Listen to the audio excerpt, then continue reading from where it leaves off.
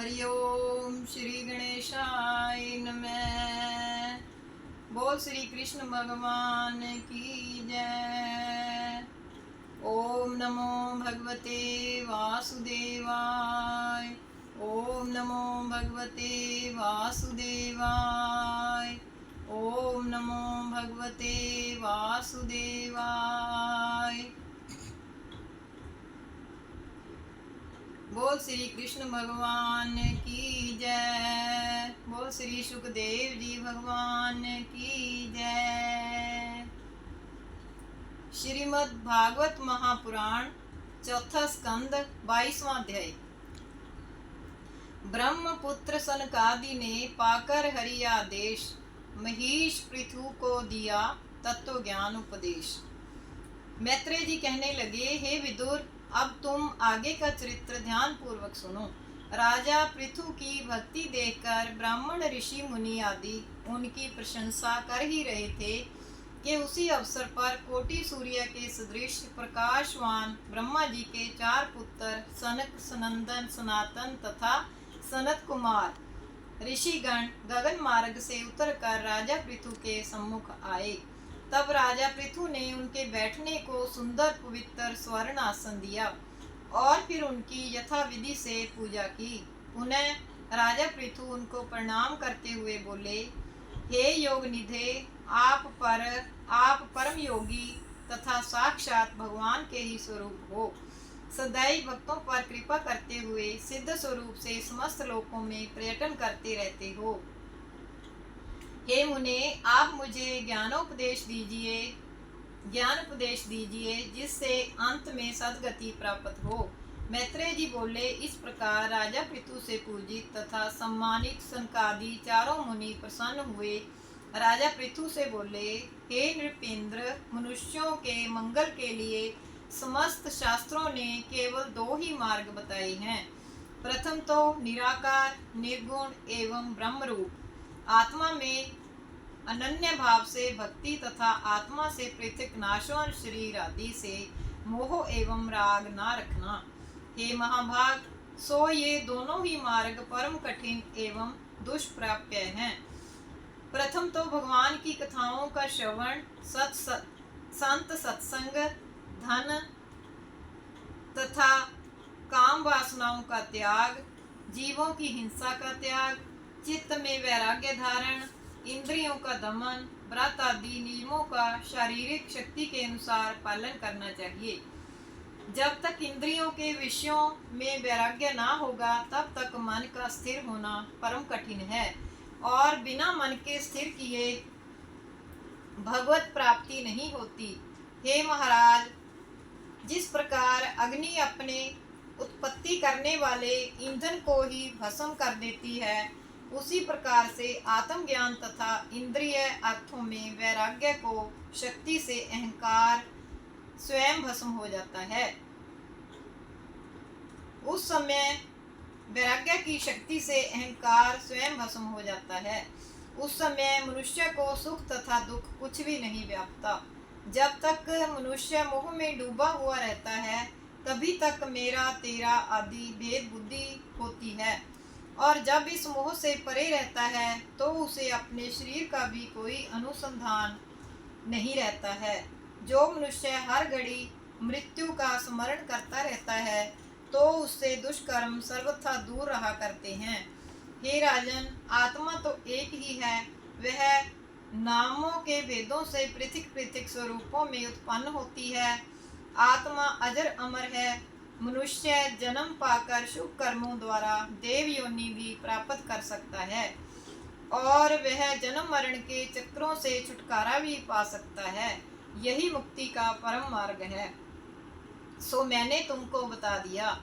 परमात्मा का भजन करना ही सद्गति दायक है, जिससे मनुष्य यहाँ भी तथा अंत में परलोक में भी आनंद भोगता रहता है। हे राजन, सांसारिक विषयों में इच्छा करना अपने को गड्ढे में गिराने की प्रबल जंजीर है, जिससे समस्त इंद्रियां उसी ओर खींची चली जाती हैं और उसके द्वारा जीव को घोर कष्ट उठाना पड़ता है। जो मनुष्य भव सिंधु से पार जाना चाहता है वह धर्म आदि कर्मों में आपत्ति घेरने वाली वस्तुओं की कभी भी इच्छा ना करे। ईश्वर सर्वत्र ही स्थित है, जो अजन्मा अविनाशी सच्चिदानंद स्वरूप है। उसका प्रेम से हर घड़ी चिंतन करते रहो। उसको उसकी शरण लेने से मनुष्य सांसारिक कष्टों से परे हो जाते हैं।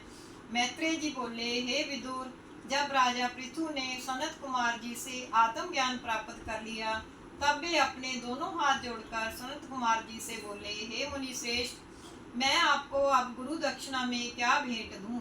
मुनियों ने कहा, हे नृपेंद्र, हमको तो कोई इच्छा नहीं।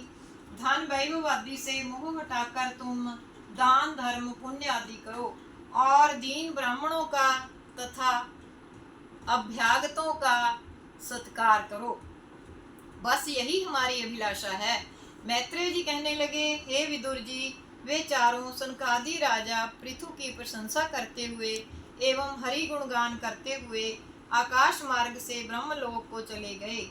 राज ऋषि पृथु महाराज आत्म विद्या के परम ज्ञाता हो गए। सनकादिक मुनियों की शिक्षा उनके हृदय में स्थिर विराजमान हो गई। मैत्रेय जी कहने लगे, हे विदुर जी, राजा पृथु ने जब धरणी को दूहा और समस्त वस्तुएं निकाली, तभी से इसका नाम पृथ्वी पड़ गया। इससे पहले इसका नाम विश्वा था। राजा पृथु ने पृथ्वी को अपनी कन्या बना ली और उसका सभी प्रकार से पोषण करते रहे। पुनः राजा पृथु ने अर्ची नामक अपनी स्त्री से 5 पुत्र पैदा किए। पहला विजिताशव, दूसरा धूम्रकेश, तीसरा हर्षव, चौथा द्रविण, पांचवा वृष। ये पांचों पुत्रों के नाम हैं। पुनः राजा पृथु अपने ज्येष्ठ पुत्र विजिताशव को राज्य अर्पण कर स्वयं अपनी पत्नी अर्ची के साथ तपोवन में हरि की आराधना करने के लिए राज्य कार्यों से मोह हटाकर चल दिए। राजा पृथु के वन को चले जाने पर उनके बड़े पुत्र विजिताशव ने अपने छोटे चारों भाइयों को भी चारों दिशाओं का पृथक राज्य हिस्सा बांट दिया। हर्षव जी को पूर्व दिशा का राज्य, धूम्रकेश को दक्षिण दिशा का राज्य, वृष नामक कुमार को पश्चिम दिशा का राज्य एवं द्रविण को उत्तर दिशा का राज्य शासन पद दे दिया।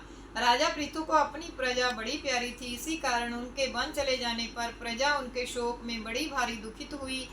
प्रजा की भलाई के लिए उन्होंने जो जो साधन उपस्थित किए, ये उनकी कीर्ति चिन्ह सदा के लिए स्थापित हो गए थे। समस्त प्रजा सर्वदा उनके गुणों का गान एवं उनकी पूजा किया करती थी। बोल श्री कृष्ण भगवान की जय। ओम नमो भगवते वासुदेवाय।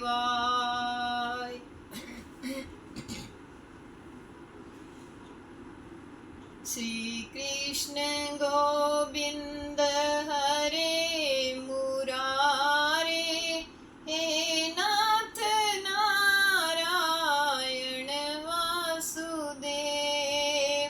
श्री कृष्ण गोविंद हरे मुरारे, हे नाथ नारायण वासुदेव। श्री कृष्ण गोविंद हरे मुरारे, हे नाथ नारायण वासुदेव। अच्युतं केशवं रामनारायणं कृष्णदामोदरं वासुदेवं हरिं श्रीधरं माधवं गोपिकावल्लभं